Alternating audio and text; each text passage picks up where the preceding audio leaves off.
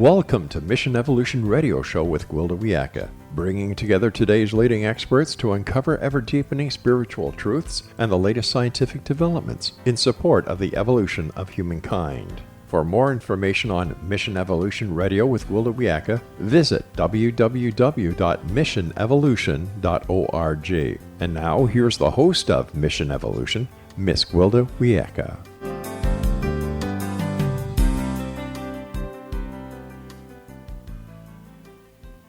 Hello once again, dear friends, and thank you for joining us on another riveting adventure into future possibilities. This is Mission Evolution, where we share innovative thoughts and information with today's leading experts, bringing evolutionary viewpoints and solution to today's unique challenges. You are a very important part of this discussion. Email info@missionevolution.org with any comments or questions. We'll address them on the very next show. So take notes, sit back, and enjoy. This hour will discuss the power of the soul during times of upheaval. During times of rapid shifts and upheaval, such as we're now experiencing, it's common to find oneself reeling. All the old rules are changing, and what we used to be able to count upon is no longer reliable. The mind is well versed in taking past events and using them to plan the future approaches. But now that we can no longer rely on the past to guide our future, we clearly need other resources. While the mind has a shelf life limited to this life's experience, the soul is eternal. Can we use the human soul to help us while the mind cannot? What is the soul? How does it compare with spirit? What information does it have access to that the mind does not? How can we connect with soul and the gifts to be found therein? With us this hour to ponder these mysteries is a gentleman we've had the pleasure of having on the show before, Thomas More. Thomas published his classic, Care of the Soul, in 1992, and has since written 20 books on spirituality, sexuality, myth, religion, and depth psychology. His books have been translated into 32 languages. He's taught religious studies and psychology and has been a psychotherapist for over 30 years. He often speaks at C.G. Jung societies and has done special work consulting at major medical centers with the idea of bringing soul into medicine. He was a close friend and collaborator with James Hillman and published an anthology of Hillman's work with extensive introductions and commentaries. His website, thomasmoresoul.com. Thomas, on behalf of our listeners and myself, thanks for joining us once again on Mission Evolution. Thanks, Gwilda, for having me once again. It's always such a pleasure. Now, you've been contemplating the soul for many years. What's your definition of soul? Soul is very difficult to define because it is one of those mysterious aspects of life, but we can try. I think the word that is best used for soul is deep or depth. In our spirit, in the realm of the spirit, we want to reach high and toward perfection and towards the future and eternity. For the soul, we want to be embedded in ordinary life in a very profound way. So our relationships, our home, our family, these things are of greatest importance to the soul. So how did you become interested in the soul? I think I began when I was very young. I was born into an Irish Catholic family. And I started hearing the word soul when I was just a child at church and at school. But I never really thought of it much, It was they had a very different view of soul. But then as I got older, and especially when I began to read psychology, and I read the works of Carl Jung, the Swiss psychoanalyst, he wrote a great deal about soul, and then his student, James Hillman, became a close friend of mine, and he wrote several books, many books actually, about the soul. So it's been done for centuries before me, and even just recently. But I picked up this idea of soul and have done it in my own way. So how does soul differ from spirit, say, for instance? There are different directions in life. I think if you think of a person who is full of spirit, they they want to live a good life. Uh, they have their mind on afterlife and eternity. They want their lives to be perfect as possible. They think about how things will be in the future. They would like to save the world. It's very adventurous, and it's a life. The life of spirit is full of adventure and ambition. On the other hand, the soul is something that is closer to home. It is very much part of ordinary life. So, as I say, I think it's really the depth of our lives. So, uh, whereas spirit is more the highest that we can achieve, soul is the deepest that we can experience and feel. So I think to have let's say to have a very close relationship with someone, that would be an example of the soul very much at work. And to be engaged at trying to transform the world, that is the spirit very much at work. It sounds like one's kind of an innie and one's an outie in a way. That's right. I think that's true. I think in many ways, yes, I think it's more. Although, as I say, I like the idea of depth and height. Yeah, I do too. It's a really nice way of looking at it. I understand you lived in a Catholic monastery for 13 years. What effect did that have on your view of soul and religion? Well, obviously, it had a very big effect. Spending all that time in a monastery, in a community life, and dedicated pretty much to study and to ritual and meditation, and living in a communal life where we didn't own things individually, everything was owned together. And so you put all that together, that's quite a different life from the one that most of us lead today. It had a big effect on me. And even today, I do my best to have a monk's life as part of my own life. I like the idea of being contemplative, of being close to nature, of seeing study as part of a spiritual practice. And even writing my books, to me, is part of my religion, is part of my spiritual practice. Does being cloistered from the ordinary world and all the constant input from media and advertising, does that help a person become more soul-centered? That's a good question. It's hard to say. I think it does help on the spiritual side quite a bit. If you are not so involved in the world, you have then a lot more opportunity to go inward and to create a life that's very special and dedicated. And you're not distracted. You know, it's so easy to get distracted by the media and the world, what's going on in the world. So there's that to it. I think it's a good idea to have both. I think it's very good to be somewhat withdrawn from the world. That's what the monk tries to do. The monk tries to withdraw from the world to focus on the perfection of his life. Um, but on the other hand, I think it's also important to be in the world as much as possible. Actually, to bring the, the what you get from your contemplative life, to bring that out into the world completes it. It completes it for others too, doesn't it? Because those of us Yes. that are self-disciplined and can be a little more contemplative, we have a calmness about us that tends to affect those around us. Have you experienced that? Oh, yes, certainly. I think that living this particular kind of life that's really dedicated to spirit and soul, both, it creates a calm that's very solid. It's not a superficial calm. It's very deep. And I think then when you go out into the world with that centering and with that base, you have an effect just by being there. I mean, that's true. I don't want to say that I'm a model for this at all, but I do have people tell me very often that they like to have conversations because I'm calm. And I think to myself, well, I'm surprised to hear that because I don't always feel so calm. But I understand that I think this monk's dedication and this focus on the soul and on spirit does give you a very deep calm. And if there's one thing the world needs right now, it's calm people, yes?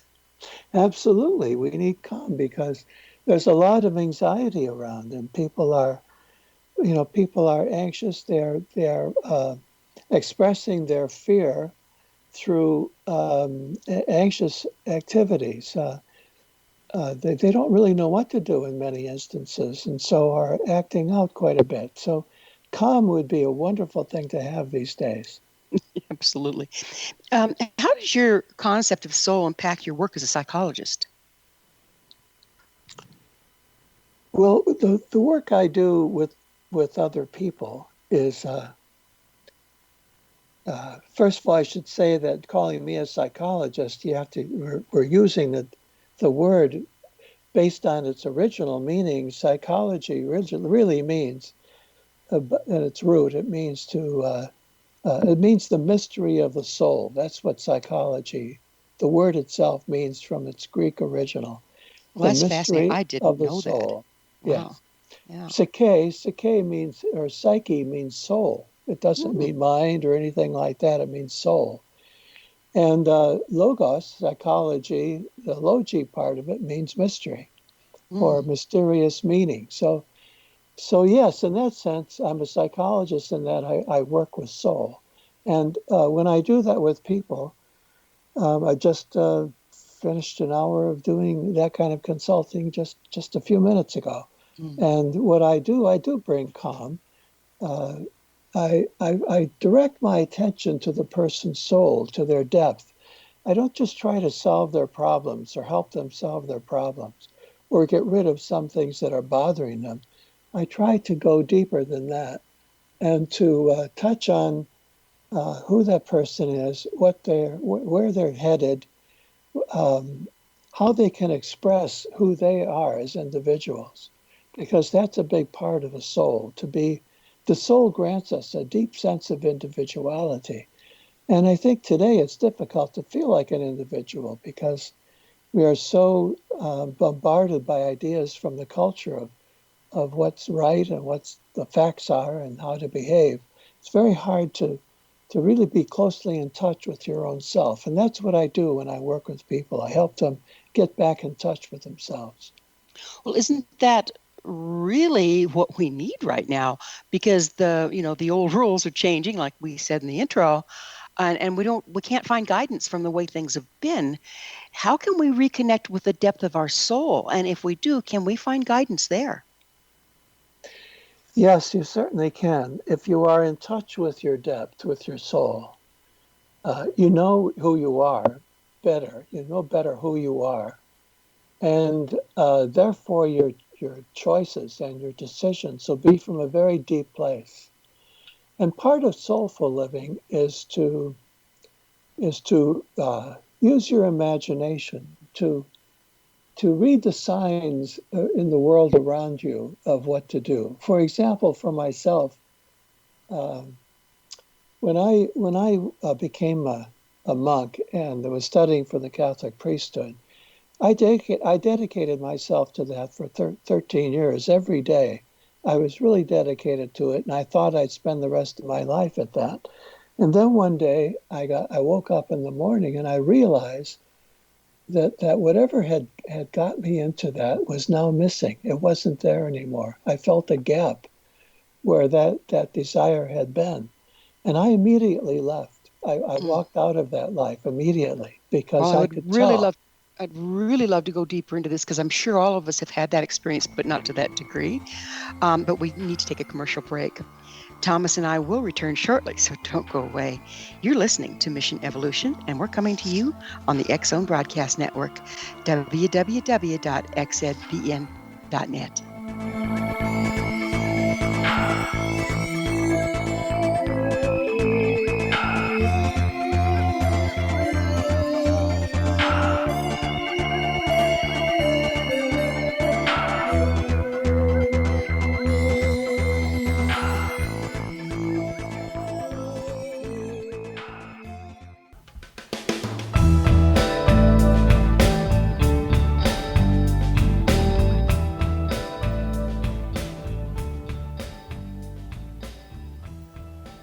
again. This is Mission Evolution, missionevolution.org. To our faithful and thoughtful listeners, we really value your opinion and would love to hear from you. What do you think about the role of soul in these tumultuous times? This in from a member of our audience regarding the episode entitled Wildfires Evolving Through Trial by Fire. BB shares, living in a wildfire area myself, I found this episode full of wonderful information to help me be better prepared. Thanks, BB. Robert was well-spoken, well-researched, and a true person of service. It was great having him on the show. Curious, dear audience? Visit our archives at missionevolution.org. Listen to the episode entitled Wildfires Evolving Through Trial by Fire, and let us know what you think. Email me at missionevolution.org and give me your thoughts or questions so we can all share them on the next show. With us this hour discussing the power of soul is Thomas Moore. His website, thomasmooresoul.com. Thomas, we were getting into a fascinating thing that I have experienced, and you are certainly experiencing it in a deep way, where we're really committed to something and we really think this is what we're going to spend the rest of our life doing. And suddenly, like overnight, we wake up and go, oh, I'm done. I can't be here anymore. This is no longer my path. Can you go into that a little bit more? How did that feel for you? Well, for me, that was a shock because I had given so much of my life. I left home. I left my wonderful family to pursue this thing for my life, to become a monk and a priest. There was nothing more that I could do, nothing better. And it was shocking to me, and it was also shocking to the people around me. So I immediately, I remember that day very well.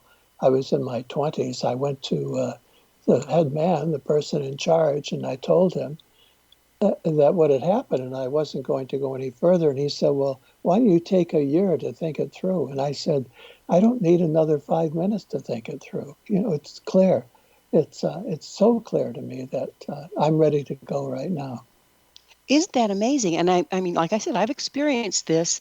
It's 1 minute or one evening just before going to bed. You're still convinced that this is your path. These are the people you're going to be with. This is what you're going to be doing. You wake up the next morning. It's like you had a walk-in or something. It's gone. And the desire is gone. What do you think causes such a radical shift? Well, this is what I'm talking about when I discuss soul. I think what it is that if once you get in touch with your own depth, there's some mysterious things that are available to you. One of them is that you do get these, I don't know what you call them. I hate to call them intuitions because it's more than that, but something like an intuition that you have to change your life somehow. And you can trust it because you know that it's not superficial. You know that because you have cultivated a relationship to your soul for a long time. I think we have great guidance from deep within us if we can listen to it. And sometimes it just downright shouts at us, doesn't it? It does. It really does. It shouts and it's loud. And it's in this case, for example, it was absolutely clear. I think there have been times in my life when I've made some decisions and I wasn't sure one way or the other if it was the right thing to do. In this particular case, there was no uncertainty. And what fascinates me as well is not only is there not uncertainty, but there doesn't have to be anything wrong or any big severance or anger or anything involved. In fact, I would look at it sideways if there were. It's just simply, done. That's right. That's true. That's true. And I mean, I think that was, as I tried to suggest, that was difficult for the people with me who had been with me all those years. And they felt it as a rejection, I think, and it was difficult for them. But difficult for me because it was difficult for them. Because, you don't live in a vacuum. You live with people around you. And so I had to overcome that. Anything in me that would stay with that program just because of other people. It would never serve long term, would it? No, it wouldn't. And the other thing, I suppose, is my parents. And I know in the Catholic Church, of course, this was Catholicism of many decades ago, but even then, it was a great thing to have a son go off and become a priest or a daughter go become a nun. Nothing could be better for a family. And my family had been with me for all those years and making the sacrifice, the separation, not being together. So it was a difficult thing for them, but fortunately, I always was supported by my family, and that made it possible. And if you try to, like we were saying, push it beyond where you get that message, then it doesn't go well for your family either, does it? No, of course It's like not. you're going against the river or something. Yeah, Yeah. that's right. It ultimately wouldn't do anyone any good. Mhm. And you would begin, if you go against yourself, as soon as you do that, then you start having symptoms. You know, you might have physical problems, or you won't be able to be successful in what you do, or never really find what your role in life is. Western culture seems to have gotten far away from the concept of soul, regulating it to religion or superstition. And given we need the guidance, how is that impacting us, particularly at this time? It's certainly true. We've become, I think, dangerously materialistic. And yet, in the old world, I mean, many years ago, you had a choice between being materialistic or being religious. Today, it's not like that. Today, you can live in the world fully and yet appreciate the holiness and sacredness of life and of everything you do, everything about it. And it's not a matter of belief. I think it's way beyond belief. And it's not a matter of belonging to anything, belonging to a religion or to any kind of group or any kind of teaching. You can use anything that's available to you. You can learn from any of the spiritual traditions. You can learn from secular poets and from writers and good movies and from psychologists and artists. You can learn from so many people. They can give you what you need to be on the right track for yourself. So we are in a wonderful position today where we have more available to guide us. But you have to have that vision. You have to be able to see deep enough. If you set your mind and heart to being able to reconnect, do you start experiencing synchronicities, the right person at the right time saying the right thing to guide you? Oh, I think that's certainly true. That's what I was saying before. You get the closer you are to your soul, the more, in a sense, the more powers you get in your life. The power of being able to have a better sense of the future. A sense of prophecy, I think, even comes to you. A sense of being very, very close to people and kind of, connecting with them at a level you never realized before you can do. And the power of being able to help and to heal other people. I don't mean that in any kind of spooky way. I just mean in a very ordinary sense that the way you are with other people, it's different. And you have powers that you wouldn't have otherwise. Isn't it kind of a connecting point with all things, the soul? Yes, the traditional teaching is that the world itself has a soul. That was called the anima mundi, the soul of the world. And I think that's a very real thing, especially in the natural world. You go out into nature. I think you realize that there's something going on in this natural world that isn't just physical. You go out into a forest, you go on a hike, you stand at the edge of an ocean or a lake. You know you're near in a you're near to a presence that is not only material. You can sense the soul of the world, I think, in that situation. It's a little more difficult in a city, let's say, and with objects that we make, but I think those things too have soul, and a city has a soul too. But it takes a bit of learning, I think, to get to the point, or maybe experience, to realize that everything has this pulse of soul in it. How can one feel alone once you start recognizing that? Hmm? You can't. You're never alone. Never, ever alone. At the opening of one of your books, Care of the Soul, you said that our greatest problem is lack of soul. What do you mean by that if everything has a soul? Well, that's a good question. Everything has a soul, but it is possible either to wound your soul or to lose touch with your soul. I think it's more the connection to soul that we lose. we lose sight of the soul. It's not that it isn't there, but we lose sight of it. And if we aren't, who's we? We are who we are as part of soul. So if we lose touch with the soul, we don't have its power with us. We are cut off, and we're trying to work as separated individuals, and that doesn't work. What do you see as the ramifications of widespread separation from the soul?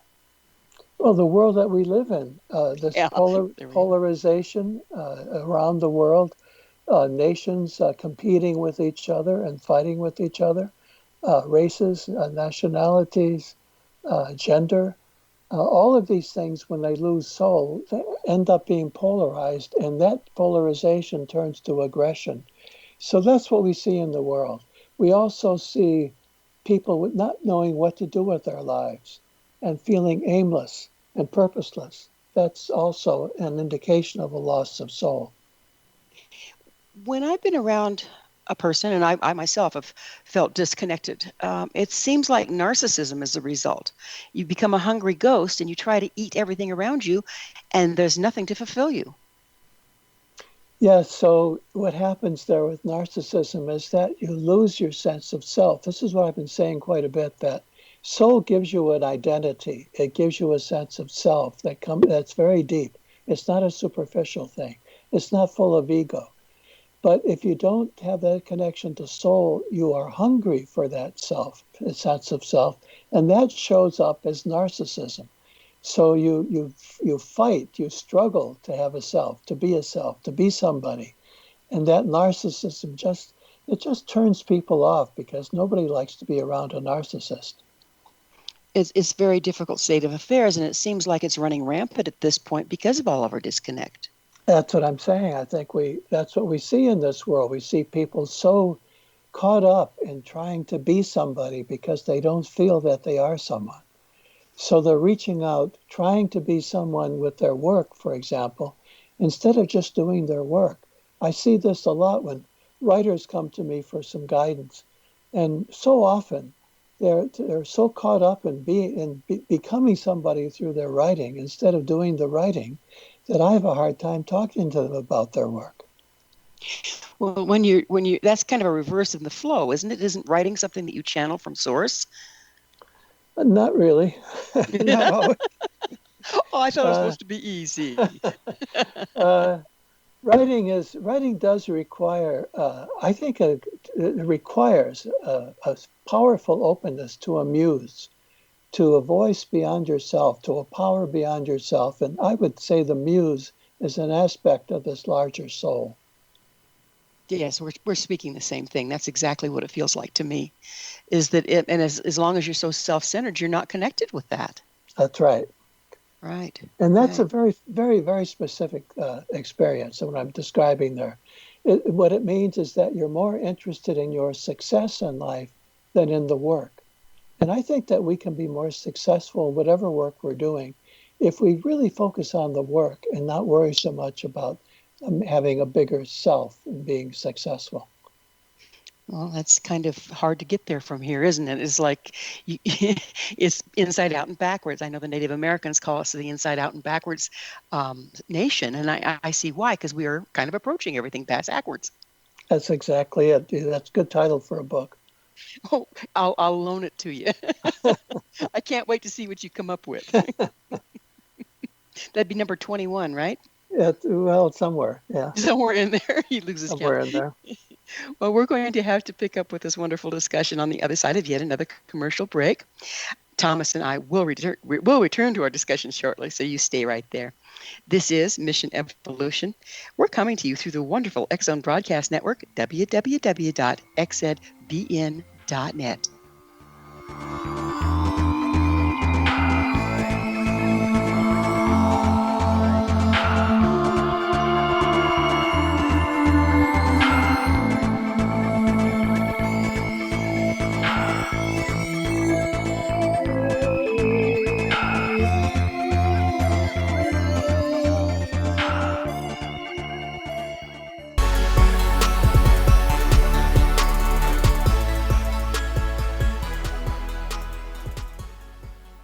Welcome back. This is Mission Evolution.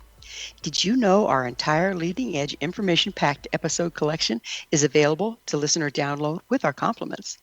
Visit our archives at www.missionevolution.org for our ever growing selection of guests and topics. Our special guest this hour is Thomas Moore. We're speaking about soul-centered resilience. His website, thomasmooresoul.com. And by the way, that's Moore, thomasmooresoul.com. Thomas,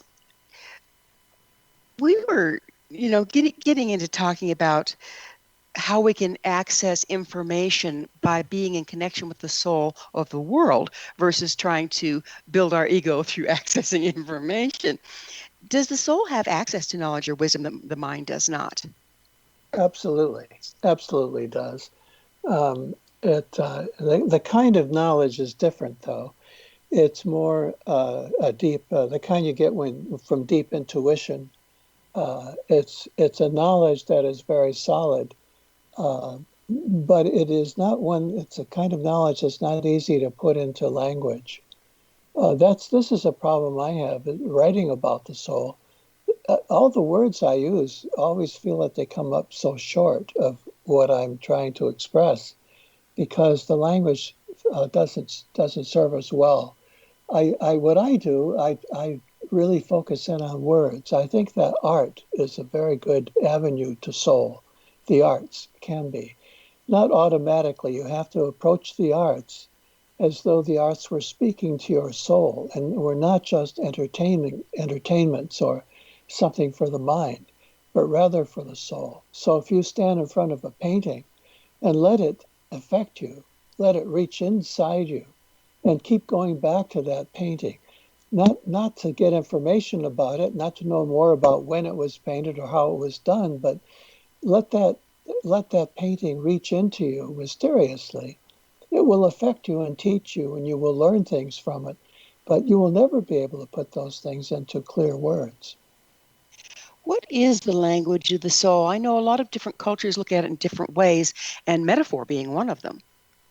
Absolutely. Metaphor is a very big one. We get that with dreams. In my consulting practice, I use dreams all the time, and they're incredibly useful.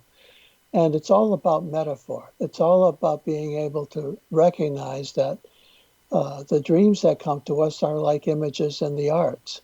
They're not easy to figure out. They seem strange, and they're not direct. They don't spell things out. And yet they are valuable. And so you do your best to use your metaphorical abilities to listen to what the dream is telling you. It's a real art form, though, isn't it? The art of dream work. Interpreting metaphor. Mm-hmm. Yes, it is. It's not easy to do. I had to take a long time to learn it. I remember when I was about 30 years old. I remember one day telling myself, I'm going to give myself about 10 years now to learn how to work with images and metaphors. And so the way I did it was to really explore the arts, especially, and the spiritual traditions for their images, to try to get a sense of the basic images that are in the arts and in the world's religions and spiritual traditions. There are a lot of images like water, like the image of light, like darkness. These images, fire, things like that. They're basic, and once you get a sense of how they have been used or how they have appeared and have been understood by people over many centuries, you have a better sense then of how to deal with that image when you see it in a painting or in a dream. I've got this, of course, question for you. That's my job, right? It seems like metaphors in dreams can have personal meaning, but isn't there also, like you were just speaking about, a little more universal or cultural meaning? And how do you tell which one you're dancing with? Well, you always dance with them all. You look at the personal side, and I might ask somebody for their personal associations to an image in a dream, and I will tell them what I have learned from my studies of these images. So we put that together, and we've got a pretty good approach to the image, I would think. So language is kind of monodimensional, but what you're talking about is very multidimensional, isn't it? It is. It's multidimensional, and in order to do it well, I think you have to be able to live in many dimensions at the same time. You can't just, like with a dream, you can't say, "Oh, this is about what happened to me yesterday." Well, maybe it is at some level, but it's also something that happens to everybody who's ever been born, or to an awful lot of people anyway.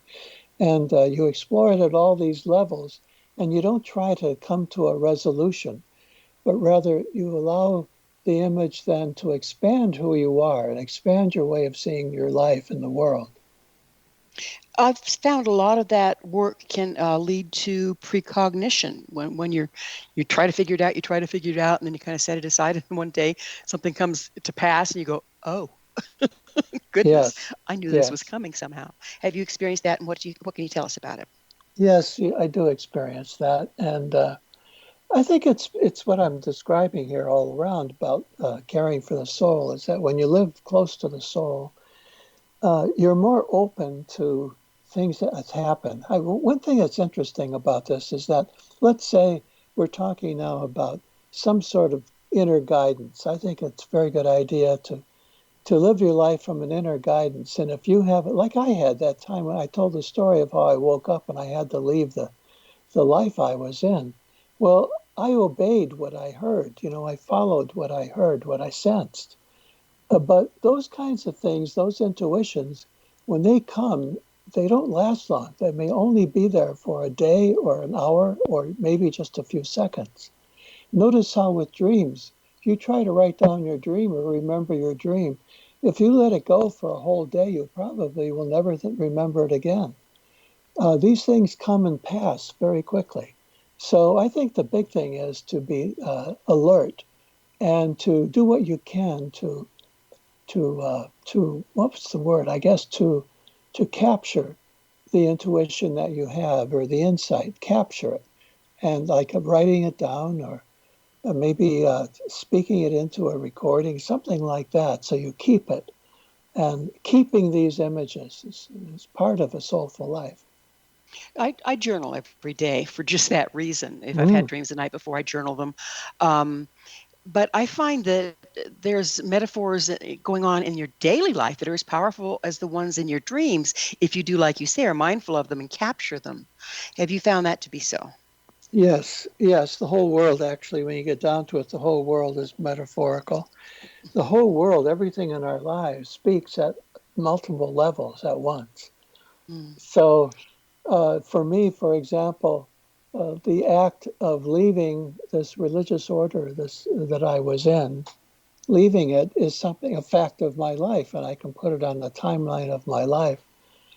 But in a bigger sense, it's about all endings like you brought this up, I think, in response, that we all have endings like that, and we all have an opportunity to be doing something that's very meaningful and then make a turn.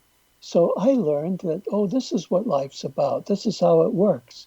You get very dedicated to something and you think you're going to be there forever, but you have to be open to the possibility of change, even for something like that. Yeah, it's amazing, isn't it? There's another topic that we've been dancing around and bringing up, and that's the mysterious. In our culture, we're taught you have to know, you have to have the facts, you have to have the answers. Oh, how much do we lose in not delving just simply into mystery? Well, I would define today for myself. I know most people don't think of it this way, but for me, the word religion, I love the word still. I know people today don't because they think institutional religion and dogma and all that kind of thing. But if you think of religion as I do, simply as uh, paying attention and having a relationship to the mysteries of life, the mystery of death, the mystery of being born, the mystery of love, the mystery of illness, all of these things, they're great mysteries that shape our lives. And to have a relationship to these all your life, to me, is being a religious person in a broader sense of that word, religion. You can call it something else if you like. That's just how I do it. And so to me, then, the key in life is to have ways of being connected and practicing, still practicing. your life of soul, putting into practice, having practices that you do. Now, they don't have to be the typical ones. For me personally, one of my deepest soul practices is playing the piano, because I've Lovely. been a musician all my life, and almost every day I go to the piano, and the whole experience of playing, it's for myself, you might say. I don't play publicly. I'm not a performer, but it's very important for me to play that music. It's part of my meditation, and it's part of my soul practice. Music is hugely important, and we don't even know where it began, do we? I mean, it's been around as long as we have. I think it's been as long as people have listened to the beating of their heart. Beautifully put.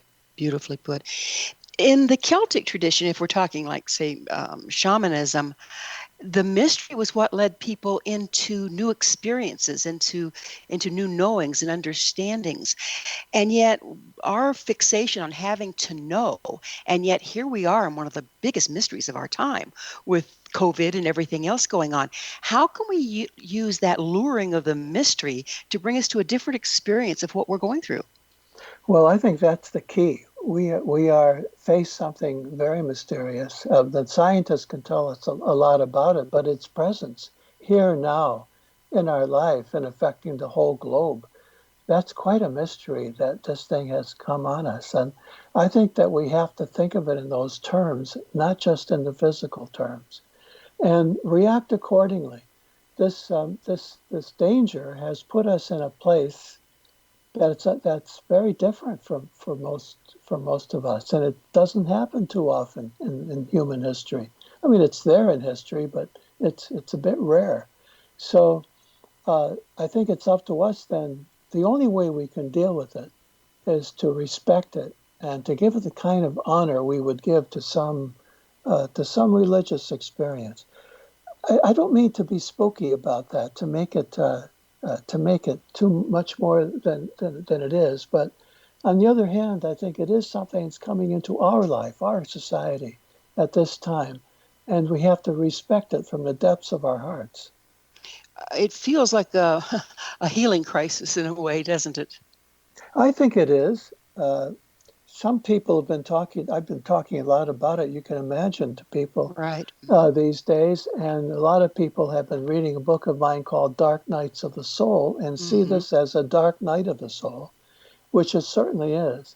And I remind them all the time that the dark night of the soul is a time of transformation. It's a time of deep change. So this is an opportunity for us to change. So we have to pay attention to the signs. What is this? What is this virus telling us, making us do? It's making us separate more, be alone more. Maybe these are things that we have to move toward as we change. We actually look at this is something I do in all my work anyway. You look at the symptom for clues as to how you should change. And I think we can do that with COVID right now and not just try to restore where we were before. That's a mistake. Well, where we were before was going no place fast in a really bad way. And um, we've learned so much in this time, and we should not squander it. Absolutely. I mean, just even the impact on the earth of us staying at home for a month was Oh, like, that's a huge thing. That's a yeah. huge lesson we have learned. If we don't take that lesson, the whole thing will be worth nothing. Oh, I hear you. I so hear you, and I so agree.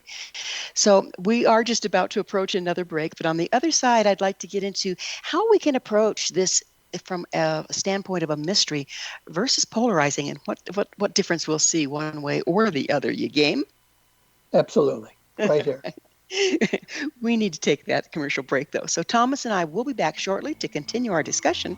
Don't you go away. This is Mission Evolution on the X Zone Broadcast Network, www.xzbn.net.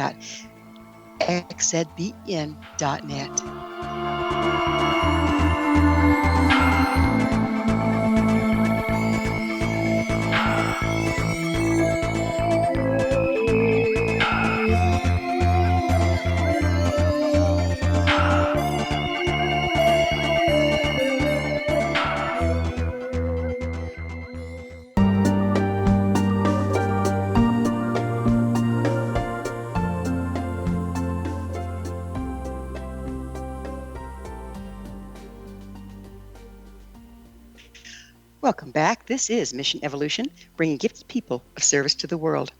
I love to hear from our audience. Your thoughts are very important to me. To suggest a topic or a guest that you think would be of interest, email us at info@missionevolution.org. I'm sure we'll all enjoy them. This hour, we're sharing thoughts with Thomas More. His website, thomasmoresoul.com, and that's spelled Moore, thomasmoresoul.com. Thomas, we were about to get into something that's uh, shaping up quite nicely, and I think it's fascinating, is how if we aren't comfortable allowing the mystery, if we aren't comfortable delving into the mystery, pondering the mystery, we tend to go into fear and polarize. What happens then? Well, I would say that, first of all, what I do in all of my work, when I look at a problem, a symptom, I might call it, I try to stay with that symptom instead of just try to get rid of it. So instead of just getting rid of the polarization, what I would do is go into it and see it more clearly. I think that polarization shows us, is teaching us, that we need to find a much better, more effective way to be separate, to be different. To be polarized is a sick way of doing it. It's soul sickness. It's neurosis, to being neurotic. It's a neurotic form of separation and distinction. And what we need is a healthy way to be separate and to be distinct from each other and different. And that healthy way then would mean that we can differ in our opinions, and yet we don't fight each other over it. We don't put the person down. We don't make it personal in that way. We don't just become tribal and joining our own tribe to be against another tribe. Instead, we respect the differences, and in that respect, we can have both difference and same. We can, in other words, be together, be fellow citizens, and at the same time, really be very clear about our differences. I think that's what polarization wants to teach us, but in itself, it's a big mistake. So the problem is not polarizing, but becoming stuck in polarization. Yes, it's being too literal, being excessive, and also having this tendency to personalize it, so that we personalize the differences and saying these people are terrible because they don't agree with me. That's not true. People who disagree with you may be excellent people, and the people who could be your best friends. Disagreeing doesn't mean that you have to be separate. There was a beautiful, and I wish I could quote it, but I can't, passage in the Bible where Christ was speaking about, does the eye try to be the hand, et cetera, et cetera. And I love the way it was referred back to the body, that the very differences in the cells in the body is what allows human life to happen. These differences aren't the enemy. They're necessary for life, don't you say? Yes, exactly. So, but it takes a bit of maturity to get that idea. You have to be able to stand back. You probably need to have been taught somewhere along the line these kinds of things. They're not. I don't think they come. This kind of insight doesn't come along naturally too well. Maybe it does to some people, but I think we need to teach children and teach adults to explore this idea that there's a way to cultivate and respect our differences without separating ourselves as individual people. Standing up as an individual and being accepted is the key to that, isn't it? Yes. It's like I always think about community. A real community is not a group of people who think alike. A real community is a group of people who have individual opinions and ideas and positions, but can be together and in their differences really be effective. And it's the natural way of things. You would think it would be, but look at that's not where we are today. You can say it's not natural, but it's what happens when we don't have a vision, when we are materialistic, when we reduce everything to technology and numbers. When you begin to do that and lose our humanity, then we lose this insight about what it means to be together and yet different. And I could be wrong, but it seems like it's becoming more extreme that way and during these times. Is that your experience, or am I just being nervous about it? Well, I think it's happening in these times. But if you look at just American history and look at the history of other nations as well, it's been going on for a very long time. This kind of thing, this kind of polarization is taking place throughout history, throughout our history. It's a human problem, and there have been many wars based on it. So, and a lot of struggle between people just because they might have different ideas. Just look at in Europe, the Reformation, this change in religion that took place in the 17th and 17th centuries. So they were, people fought each other and they killed each other if you didn't agree. So it's been going on for a long time, and we have our version of it now. One would hope that we are evolving and moving away from that. That's my sincere hope, as well, as you can tell by the name of the show. Thomas, what advice can you give us? I mean, here we are. We've been brought up for generations without a decent connection or education on how to connect with or interpret the language of the soul. What advice do you have for each of us that can help us start moving back in that direction? One thing would be um, to become educated in things that matter, not just in how to get along in life and in technical skills and things like that, but to become an educated person. That means I think that if you were to do that, let's say if you were to be able to read the great ideas of the world history, to the poetry, we have so much wisdom collected in our traditions in every part of the world that would help us. And what we need to do is realize that's out there for us to have access to just today at any moment. For example, people ask me, well, what should I do then? What should I read? I tell them to read the Tao Te Ching from China, the Tao Te That's a Ching. beautiful piece. I Beautiful. tell them to read that because that tells you how you can be in the world without forcing everything, how you can take it easy, that the less you try to force things, the better off life is. Well, that's a tremendous lesson to take. And you can get that from the Tao Te Ching. It will tell you over and over again. It takes you about a half hour to read the whole thing, even if it takes you that long. It would take you several years to really, read it slowly. But to really, it's not asking too much. But the wisdom is out there, and there's so many other resources for us. The wisdom is there, and we need it. Every one of us on this planet needs that kind of wisdom and access to it. Otherwise, we're barbarians. We try to do get what we can for ourselves and fight each other about every little bit. That's barbaric, and we still have that kind of barbaric attitude in the world today. One of the things, going back to the Tao, is, and I've noticed this about different religious texts, and I wondered if you would speak to us for us. I mean, I used to read a chapter or a verse in it every day. I get up in the morning, and that's what I do. And I'd do that for a year, and then I'd set it aside. And a couple years later, I'd come back and do it again. And I might rereading the same verse. The first time I read it, it had profound meaning for me.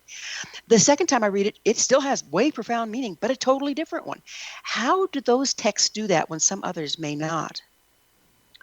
Well, these texts came from not just from one person. They are the teachings of communities, communities of people, like the community I was in, community of people who have dedicated their lives to study and to expression of these eternal truths. And so every time you read it, you're going to have a different way of hearing the words.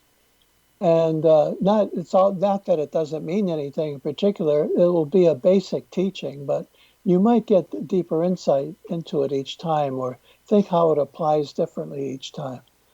And what's interesting about this is that almost every tradition in the world has a different theme to teach.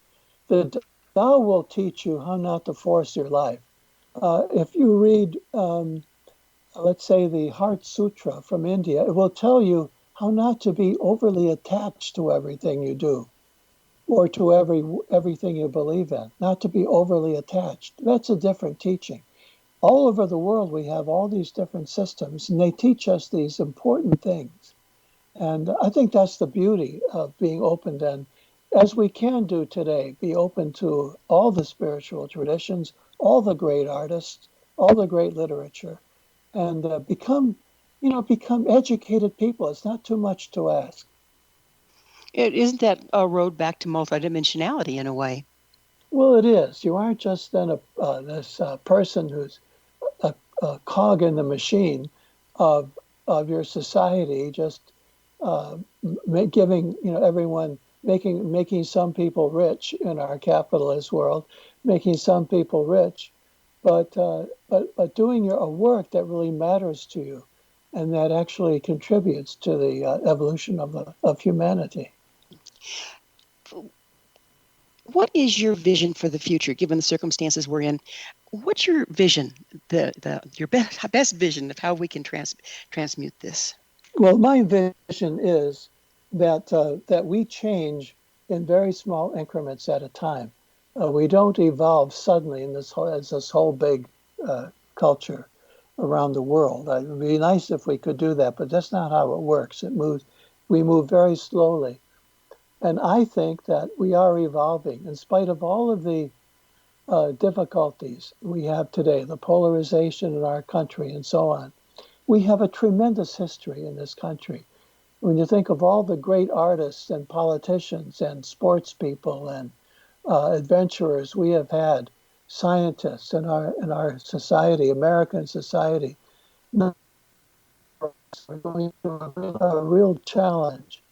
But we've got all that, and I think that we are changing still, even through this time. In fact, many people are being energized to create a different world when we get through this. In closing, because we're about out of time, what would you like to share with Mission Evolution's worldwide audience? I would like to just tell people to be optimistic. You could be optimistic in difficult. You have to think, the larger picture. Think about where our people, our community, first, maybe our families, nation, community. I think that we're moving forward. We have more justice, although slow. Although we hardly can see the events. We have ageism today, which doing very much these days. I just turned 80. And so we have challenges, but I think that we can be optimistic, and that means that you have to make your contribution, however small it is. Please move into the future. Allow your nation that you love to move into the future. Be better than it is today. It's a beautiful, beautiful sentiment, and I totally agree with you. Only too soon our time is drawing to a close, Thomas. Thank you so much for coming on the show. Thank you, Gwilda. I appreciate the opportunity very much. It's been a real pleasure. Our guest this hour has been Thomas Moore. Thomas published his classic Care of the Soul in 1992 and has since written 20 books on spirituality, sexuality, myth, religion, and depth psychology. His website, where you can find out more about Thomas and his wonderful books, is thomasmoresoul.com. Don't forget to visit our archives at missionevolution.org to hear our many special shows that we've broadcast to support you during these challenges we're now facing. This has been Mission Evolution with Gwilda Wiyaka on the X Zone Broadcast Network, www.xzbn.net. Join us next time as this mission continues, bringing vital information, resources, and support to our evolving world.